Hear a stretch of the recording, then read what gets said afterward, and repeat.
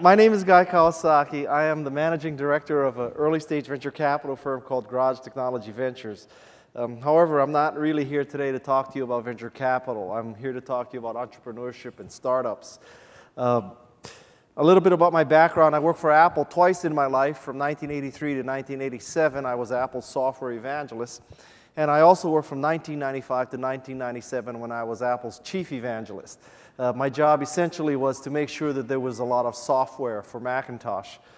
And I worked for Steve Jobs in the Mac division that first time. It was a very, very interesting experience. For those of you who know people from Apple, I don't think you'll find this surprising, but I consider the Macintosh division the largest collection of egomaniacs in the history of Silicon Valley. And that's saying a lot in this valley. We worked for Steve. We had very special treatment, unlimited supplies of Odwalla juice at $2 a bottle. On Thursdays and Fridays, we had massage therapists come into our cubicles and give us back rubs. Unlike any other part of Apple Computer, a Macintosh division employee could fly first class for any flight over 2 hours. My definition of the 2 hours begins at the moment you leave your apartment, so I flew first class everywhere for years. Back then, the company was divided into product divisions. There was the Apple II division, which made all the money, and the Macintosh division, which spent all the money. And the Apple II division, we really treated them lousy. I regret that, because of our arrogance, because of our NIH attitude. And so the Apple II division people weren't even allowed in the Macintosh division building. Now, arguably, they paid for the building, but they were not allowed into the building. And because of this, the Apple II division people came up with a great joke about the Mac division people, which is how many Macintosh division employees does it take to screw in a light bulb? The answer is one. The Macintosh division employee holds up the light bulb and expects the universe to revolve around him. How many of you use Macintoshes in this room? A lot of oppressed people, huh? So I'll tell you, is Microsoft a sponsor of this conference? Yes. Well, they won't be. The Microsoft version of this joke is how many Microsoft employees does it take to screw in a light bulb? The answer is none, because Bill Gates has declared darkness the new standard. Early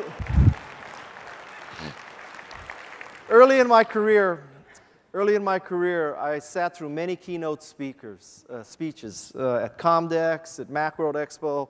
I saw many, many high-tech CEOs speak. And I have to tell you, one thing I noticed is that they pretty much sucked as speakers.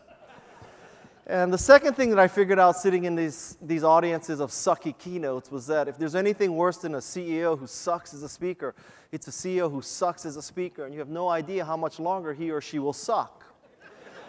And so I have adopted the top 10 format for all my speeches. This way, if you think I suck, at least you can track progress through my speech. I hope you don't think I suck, but at least you can track progress. So I'm going to use the top 10. This speech is loosely based on a book I wrote called The Art of the Start. And I don't know what's on. Has the slides been up? Yeah? Oh, okay. So I'm going to give you my top 10 pieces of advice about the art of the start, about entrepreneurship and intrapreneurship. I'll be the first to admit, when you're a keynote speaker and an author, you tend to start believing your old bullshit and thinking that you did everything right in your career, and you want the audience to perceive you as omnipotent and omniscient, and look at all the things that I did. I never made a mistake in my career, and that's a lot of crap. I made a lot of mistakes in my career. This book reflects what I should have done, what I could have done, sometimes what I did do. But generally speaking, I would like to pass on what I learned, in many cases the hard way, to you, a group of entrepreneurs. And I hope that you can take this information and change the world. Okay? So, thank you. The first thing that I learned is that if you want to change the world, if you truly want to be a successful entrepreneur, the best reason to start a company is to make meaning, is to change the world. I think you can make meaning in fundamentally 3 ways. The first is to increase the quality of life. That's what the Macintosh division was all about. We wanted to make people more creative and more productive. The second way is to right a wrong. We thought that MS-DOS was immoral. It was wrong. It was a crime against humanity, and we had to fix that wrong. And the third thing that you can do to make meaning is to prevent the end of something good. Now, as a venture capitalist, I'll tell you that we meet many times with entrepreneurs, and they come in and they think they're saying what we want to hear, which is, we want to make money. We believe that with our P2P optimized Google AdWords revenue model, collecting millions of eyeballs, that we can quickly flip this company and sell it to Google or Yahoo or Apple or Microsoft. If they don't take us off the market in 18 months, then it's no problem. We'll go public. And when we hear that, it's just so depressing. It's so disappointing, because I figured out that the companies that are successful, they start out to make meaning, not to make money. So one tip for you, for those of you who are pitching VCs, talk about how you'll make meaning, because the theory goes, if you make meaning, you will make money. But if you start out to solely make money, you will attract the wrong kind of employees.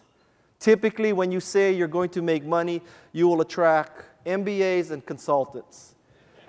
And there are no two worse kind of people for a startup than MBAs and consultants. The second point is to make a mantra for your organization. Because there are too many MBAs in the world, and I have an MBA, because there are too many MBAs and too many of you have worked for Bain or McKinsey or Arthur D. Little, somehow you think that you should make a mission statement. And the way you make a mission statement is typically this. You go on a 2-day off-site with the executive team. The executive team, the first day of this off-site, you're outdoors. You're at the Ritz-Carlton Half Moon Bay, for example, because that's why you go on these off-sites. So you go to the Ritz-Carlton Half Moon Bay, and there's a facilitator. And the first day, you create these cross-functional teams, and the facilitator says, all right, one of you from each team, come to the front.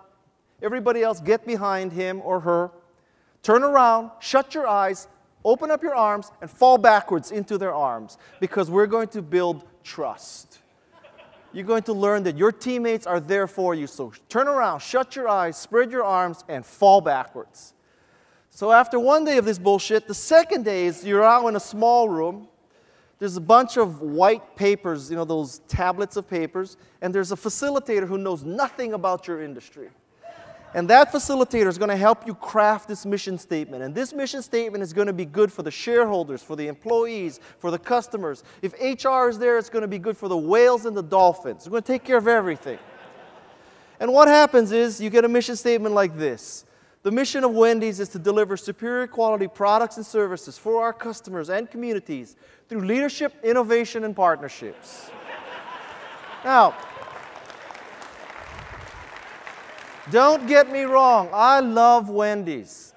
I have 4 children. By definition, I like Wendy's. Okay? But I have to tell you, in all the times that I've eaten at Wendy's, it has never occurred to me that I am participating in something involving leadership, innovation, and partnerships.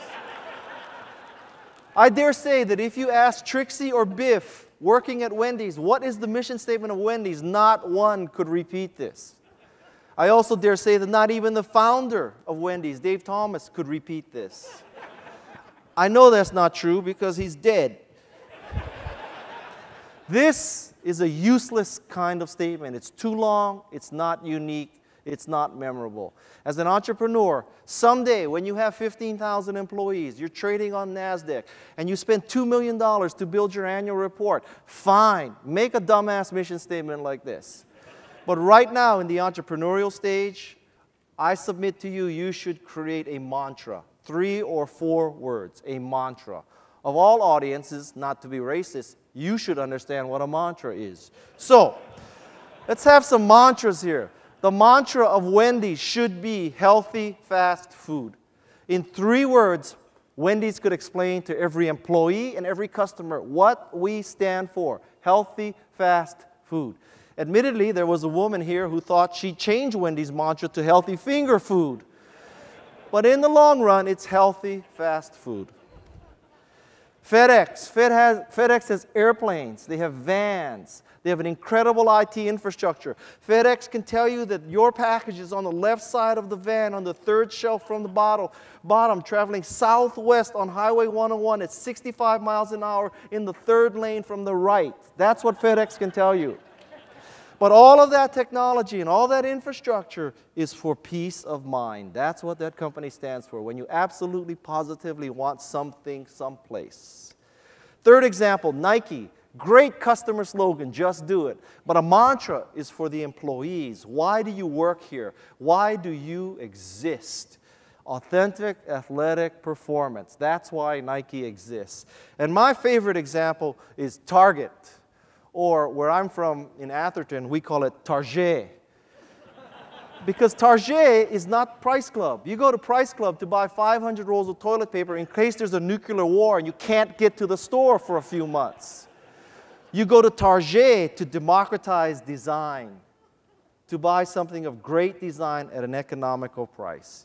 These are 4 companies, very successful. These are the kinds of mantras I want you to create for your organizations. Mantras, not mission statements. Now, I also want you to have the easiest, cheapest, and most expedient way to create a mission statement, because someday it may come to that. God bless you. Just remember me when you go public, all right? Now there's such a thing as friends and family stock again. So, I will tell you how to get a great mission statement at no cost, no offsite, no McKinsey, no nothing, no facilitator, nothing, no pads of paper, magic marker, pens, nothing. You don't even have to look at advertising. Just go to the Dilbert Mission Statement Generator website. Because there, for absolutely no charge, you can get a great mission statement, a $25,000 mission statement like this. We exist to professionally build long-term, high-impact sources. I need to take a breath here. So that we may endeavor to synergistically leverage existing effective deliverables to stay competitive in tomorrow's world. Is that a mission statement or what? Huh? 25 grand. The third thing is to get going. Ironically, many entrepreneurs have a difficult time getting going because they want to be sure there's a market. They want to prove there's a market. They want to do focus groups, research, and all that crap. Tell you what, just get going. 3 key steps to getting going. First, as the Apple commercial said, think different. Don't do better sameness. Don't be content with doing things 10 or 15% better. Do things 10 times better. Let's go back in the printing business a few decades. Let's say you were the best letter quality printer company. And you decide one day you're going to be revolutionary. You're going to change the world. You're going to introduce 18-point Helvetica. Changing the world. That's not changing the world. A printer company, a letter quality printer company, would not be content with introducing more typefaces. A letter quality printer company would jump to the laser printer curve. That's what you need to do. When Jeff Bezos created Amazon, he didn't go from 250,000 titles in an analog bookstore to 275,000 titles in an analog bookstore. He went to 2.5 million titles in a digital bookstore. Think different. Second point, don't be afraid of polarizing people. Great products polarize people. If you try to create a product that appeals to everybody, 18 to 25, 25 to 35, 35 to 50, 50 to 75, 75 to dead, if you try to create this perfect product, you will create mediocrity. Do not be afraid to polarize. This is a picture of a Toyota Scion XB. You can have one of 2 reactions to this car. Either you think it's a very cool design, or you think, why did Toyota hire somebody who got fired from Volvo? Those are the only 2 conclusions. Harley Davidson, Macintosh, Netflix, TiVo, all those companies polarize people. I love TiVo because I love TV. There are advertisers who hate TiVo because I haven't watched an ad since Super Bowl Sunday. The third point of getting going is to find a few soulmates. The concept of the solo entrepreneur is vastly overrated and untrue. Steve Jobs had Steve Wozniak. You know, Bill Gates had Steve Ballmer. You need soulmates. You need people to balance you off. If you're a great engineer, you need a great marketer. If you have the great marketing and engineering, you may need an operations person. If you're the youthful visionary, you'll need adult supervision. Balance yourself off. Balance yourself off. The 3 key points of getting going. The fourth point is define a business model. This is a step we all sort of forgot a few years ago. A minor detail. 3 key points to a business model. First, be specific. The business models that say we'll collect 10 million eyeballs and somehow we'll figure out how to monetize those eyeballs, don't worry about it. That doesn't fly anymore. The reason why we've all heard about Facebook and MySpace is not because we can all do that. That's because they're unusual. We need to have specific business models. The questions you need to ask yourself metaphorically is, who is my customer? How do I get my money out of her purse? It is your money in her purse. How do you get it out? That's the question. The second key point is you need to keep it simple. You know, I hope you innovate on technology, on products, on services, all that good stuff. Do not innovate on business models. Do not. If you believe that it costs you $1 and you sell it for $5 and your gross margin is 20%, you will be successful. That's the kind of math. Costs $1, think about this later. Costs $1, sells for $5, we only have 20% gross margin. You will always be rich. Keep it simple. The third thing is to ask women about your business model. I believe you should not waste your time asking men about business models and business ideas. I believe this is because men have a fundamental genetic flaw. We all have the killer gene. Men want to kill things. We want to kill plants. We want to kill animals. We want to kill other companies and products. To a large degree, this killer gene has been suppressed by society. One place it hasn't been suppressed in is entrepreneurship. It is socially acceptable to want to kill the competition. Thus, when you ask a man, should I start a company to kill Oracle, to kill Google, to kill Microsoft, all men always say, yes, that's a great idea. Women do not have this fundamental genetic flaw. So when you come up with an idea for a business model, ask women. Do not waste your time asking men. The fifth thing, I have to tell you, I'm whipping through this because I usually have an hour for this speech. And this is Mountain Dew, and I didn't even get paid to endorse this. The fifth thing is to weave a MAT. MAT stands for Milestones, Assumptions, and Tasks. I happen to love ice hockey. And there are two of my friends here from Ice Oasis where I play ice hockey in Redwood City. And one of the pleasures of ice hockey is to be the first person on the ice after the Zamboni. Because after the Zamboni has shaved the ice is just pure, smooth, virgin ice. No cuts, no ruts. It's a beautiful thing. And when you skate, you can see exactly where you're skated. It's a lovely feeling. It's like being the first person down the mountain in skiing or snowboarding. A new company is largely like that. It's a pure sheet of wonderful, smooth ice. There's no pain in the ass customers who are trying to get a free upgrade. There's no stupid employees you made a mistake hiring. There's not the crappy commercial real estate that you paid $15 a month for in the height of the dot-com phenomena. There's not the crappy furniture you bought at Office Depot one day. It's pure, wonderful ice. It's not the crappy logo that your sister-in-law designed for free. You're starting from scratch. It's beautiful, beautiful. The Zamboni just left the ice. When you have that situation, it's very difficult to prioritize. This is about prioritization. The first thing you need to do is come up with a handful of milestones. Milestones are things like finishing the design, shipping the software. When you're starting a company, you often think, my God, we could either finish the design today or go order stationery. Seems like they're both about the same importance. It's not true. A milestone is something that you would call up your spouse and say, honey, today we shipped. That's very different than calling up your spouse and saying, honey, today we ordered stationery. That's not quite the same. The next thing you do is you write down the assumptions of your company. How many sales calls can you make per day? What's the customer ROI? How much does it cost to install our software or product? These assumptions change your business model. Very few companies or startups write them down and test them. Write them down and test them. And the third thing is then to do tasks. The tasks are the things that help you either accomplish a milestone or test an assumption. But the priority for an entrepreneur is milestones, assumptions, and tasks. M-A-T. The sixth thing is to niche thyself. How many of you have MBAs in this audience? That's too bad. I will teach you all you need to know about marketing in one slide. You don't need to know anything else about marketing if you understand this next slide. Okay, this is the holy grail of marketing. I have saved you $25,000 in mission statement creation. Now I'm going to save you $100,000 in MBA. There are two axes on this graph. The vertical axis is your ability to provide a unique product or service. The horizontal axis is the value of that product or service to the customer.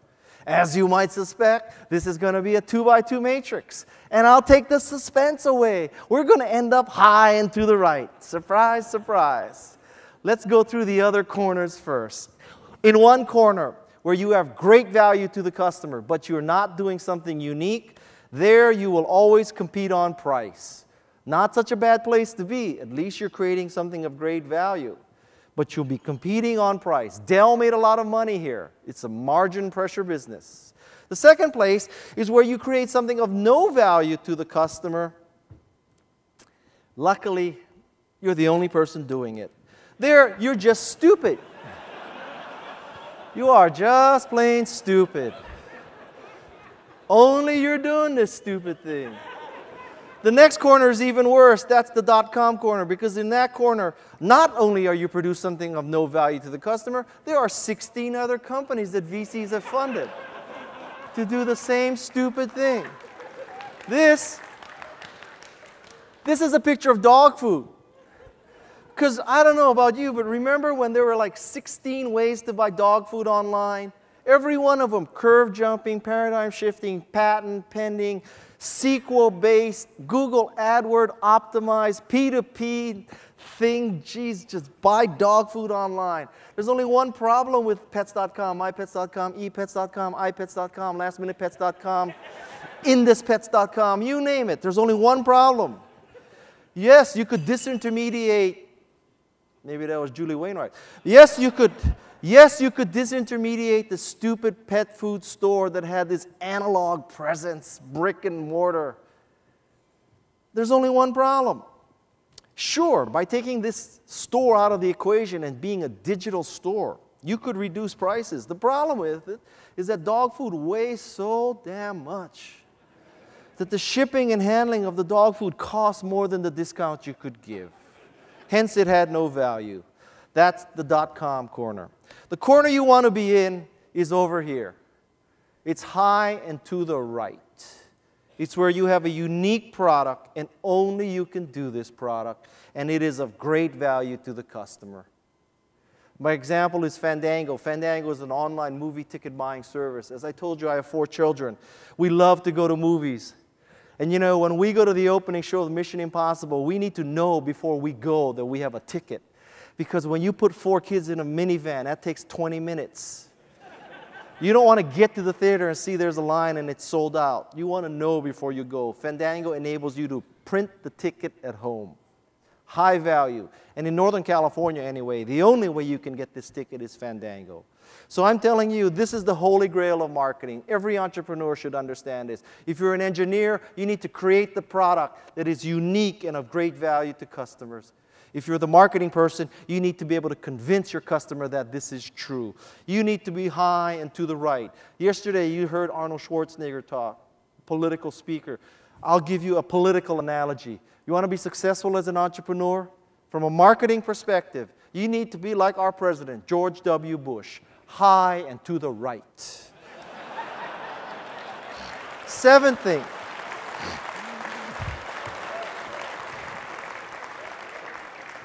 The seventh thing is you need to follow what I call the 10-20-30 rule. I have this thing called Meniere's disease. Meniere's disease has 3 symptoms: hearing loss, tinnitus, which is a constant ringing in my ear, and sometimes I get dizzy or vertigo from this inner ear affliction. Medical science has tried to figure this disease out. They think it may be too much salt in your diet, too much retention, too much caffeine. That's why I don't drink too much Mountain Dew. Too much stress, allergies. There's a bunch of theoretical medical reasons. I've tried to cure it with all of these, controlling all those factors. I will tell you, though, I have another theory about what causes Meniere's disease. I am a venture capitalist. By definition, it means that I have to listen to pitches day in and day out. And day in and day out, entrepreneurs come to me and they pitch me, and they have 60 slides in a pitch. And in that 60 slides, they're convincing me that all they need is 1% of the market, that they have first mover advantage, that they have patents pending, that they have a unique, proven team with a proven technology in a proven market. Every one of them, whether it's for shrimp farming, fabless semiconductor, social networks, every one of them says that. And because I have to listen to such crap, I have a ringing in my head. I'm going deaf and I get dizzy. So before there's an epidemic of Meniere's disease in the venture capital industry, I came up with the 10-20-30 rule. This is the 10-20-30 rule. You should have 10 slides in your PowerPoint pitch. 10, not 50. I don't care if you have curve jumping, paradigm shifting, P2P, Google AdWords, social network, optimized, SQL-based way to sell dog food online. 10 slides. That's all we can handle. Those 10 slides you should be able to give in 20 minutes. You may have a 1-hour meeting, but you're using a Windows laptop. It's going to take you 40 minutes to make it work with the projector. All right? 20 minutes. And the smallest font you should use is 30 points. You see 20, 14, and 12. You should use 30 points for 2 reasons. First, the kind of people you're pitching to looks like that. The second reason is by having a 30-point font, you can put a lot less text. This forces you to actually know your presentation and just put the core of the text on your slide. If you need to put 8 points or 10 points fonts up there, it's because you don't know your material. If you start reading your material because you don't know your material, the audience is very quickly going to figure out that you are a bozo. They're going to say to themselves, this bozo is reading his slides. I can read faster than this bozo can speak. I will just read ahead. If you don't buy that 30 points is the right font size, I will give you an algorithm. Give you an algorithm. Find out who the oldest person is in the audience, divide his or her age by 2. That's your optimal font size. Okay? Unless you're pitching to 16-year-olds, don't use the 8-point font. The 8th thing is to hire infected people. Hiring infected people means that you hire people who not only have work experience, educational background, but love your product. Most people only consider 2 factors: work experience, educational background. I suggest you consider a third. Are they infected with the love of the product? This means you need to ignore the irrelevant. Sometimes it's irrelevant that they have this background. Sometimes it's irrelevant that they don't have this background. There are 2 diamond rings in this picture. This is because I come from the jewelry business. I have never taken a computer class in my life. I am living proof that you can fool some of the people most of the time. So, ignore the irrelevant. I never took a computer class. I was in the jewelry business when Apple recruited me. Can you imagine the HR person who went to Steve and said, listen, let's hire this guy. He's down in LA. He's never taken a computer class in his life. He has a psych degree from Stanford, and that was the easiest major he could find at Stanford. He's been schlepping diamonds for the last 5 years. Why don't we make him evangelist for our new software platform? That's what they did. I was successful because I loved Macintosh. When I saw Macintosh, the clouds parted, angels started singing. It was a religious moment in my life. The second point is you need to hire better than yourself. A players do not hire A players. A players hire A plus players. B players hire C players. C players hire D players. And D players hire E players. If you start hiring B players, you're going to wake up one day and you'll be surrounded by Z players. That's what we call the bozo explosion. Fight the bozo explosion. The third point is you apply the shopping center test. The Stanford Shopping Center test works like this. You go to Stanford Shopping Center, you see a job candidate. The job candidate has not yet seen you. Let's say you're 50 feet away. At this point, you have several possible reactions. I can just go straight over there, say hello, hi, how are you? I'm glad you're interviewing. We're going to kick ass in our company. I hope you join our company. That's one reaction. Second reaction is Stanford Shopping Center isn't that big. If I get face-to-face with her, I'll say hello. Third reaction is I'm going to get in my car and drive to Valco. If you don't have the first reaction of seeing that person and saying, man, I got to go over there because I really like her. I liked him. If you don't have that reaction, don't hire the person. I know you're running out of time. More minutes. What are you going to do? Not invite me back? No. So, all right.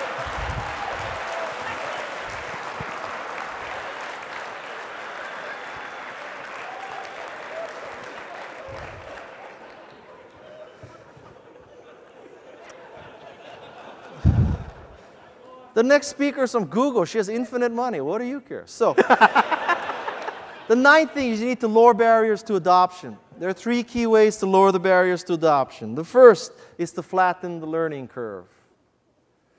The theory is that you plug your device in and it works. How many of you can change the time on a VCR? These are the liars in the audience. Nobody can change the time in a VCR. Flatten the learning curve.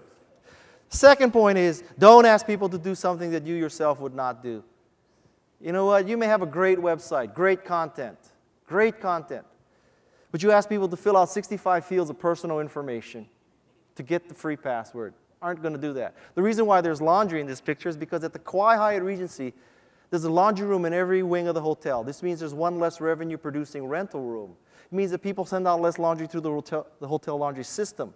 And if you went into that laundry room, you would see that the washers and dryers are free. That hotel is not asking you to do something that you yourself would not do.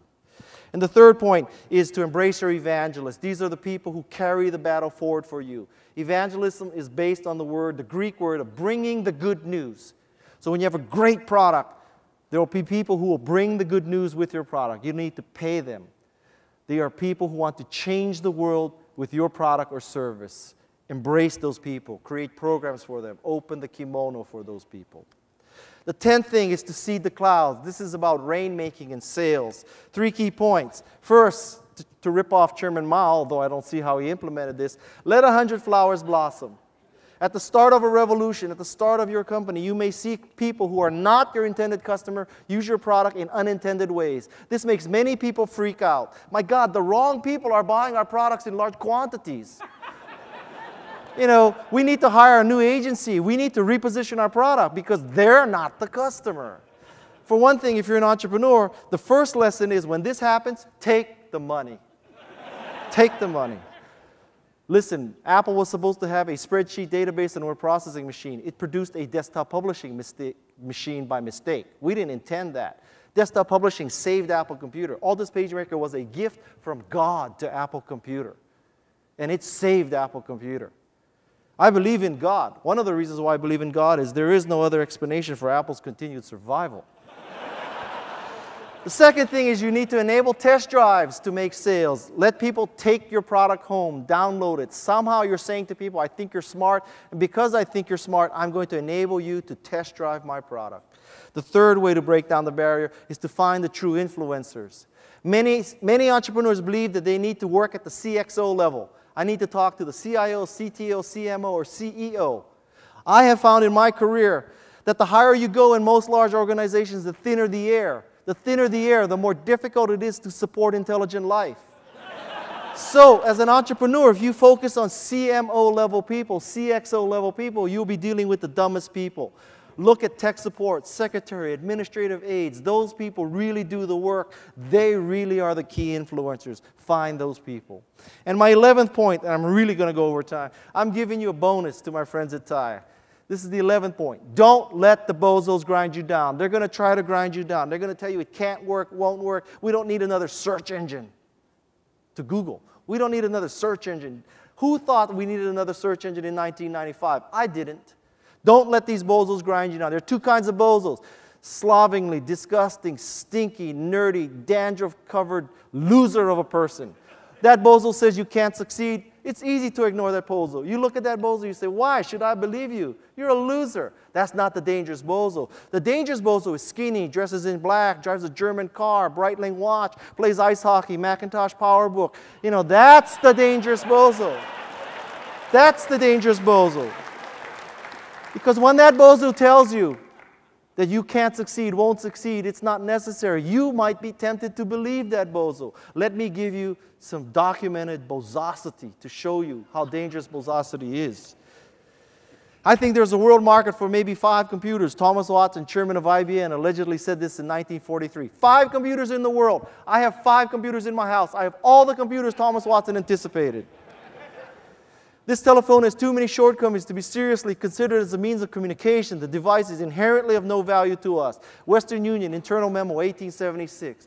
What was Western Union going to do in 1877? Train everybody on the Morse code? But telephony had too many shortcomings. Western Union should be PayPal today. But how can you be PayPal today if you wrote off telephony? They wrote off telephony. There's no reason why anybody would want a computer in their home. Ken Olsen, founder of DEX, did this in 1977. How many have a computer in your house? I don't know why. Why don't you just drive down to the office and use Quicken on a mini computer? And then my final bozosity is my own bozosity. It's too far to drive, and I don't see how it can be a business. I said this to Michael Moritz from Sequoia Capital when he asked me, would you like to interview for the position of CEO of Yahoo? I told him this. At the time, my wife and I were married. Oh, obviously we're married. That's why she was my wife. My wife and I were living in San Francisco. We had one child, my son.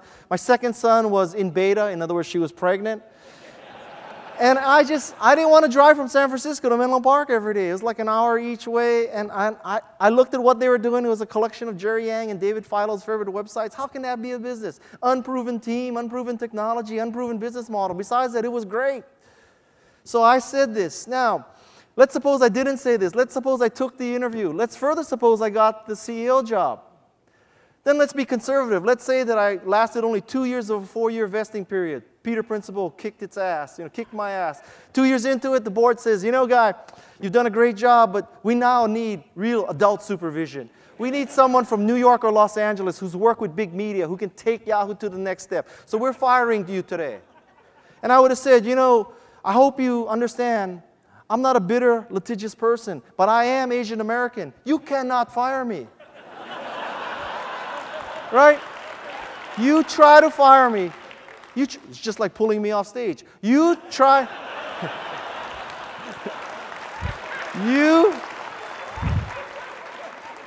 me ask you something. If Schwarzenegger went 8 minutes over, would you pull him off stage? Absolutely. All right. And I guarantee you, I'm giving them more information than Schwarzenegger gave. So.